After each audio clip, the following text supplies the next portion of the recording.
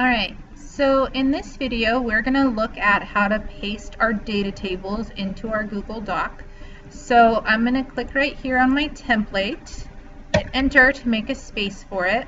I'm going to go over here to my data tables, and then I don't need to copy this one because I already have a title, so I just need to select table 1, all of the cells, and you can go to edit, copy, and then edit, paste. You want to paste unlinked, like so. So notice how this data table, it breaks across the page. So part of it is down here. If this were your IA, you want to make sure that does not happen. You need to have the whole data table on one page, just because you can kind of see it looks a little sloppy. So if we were doing this in a really pretty fashion, we would take all of this and just hold down the enter button and get it all onto one page like that. And then I want to delete right here and get rid of that red text.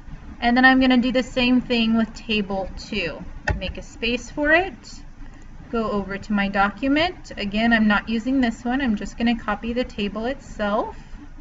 This time I'm going to hold down the control button and hit C because that's a little quicker. So control C. And then I go over here and I hit control V. Again, paste unlinked. Paste. And boom, there it is. Again, I've got a little page break here. We don't want to leave that because that looks kind of ugly.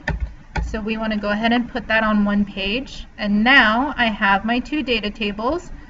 I need to delete that little hint I gave you there.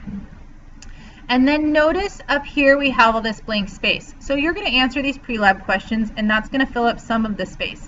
You may have some blank space underneath. You can either fill that with some kind of diagram if this were your IA, or just leave it blank. But it's better to have a little blank space than it is to have your data table break across the page.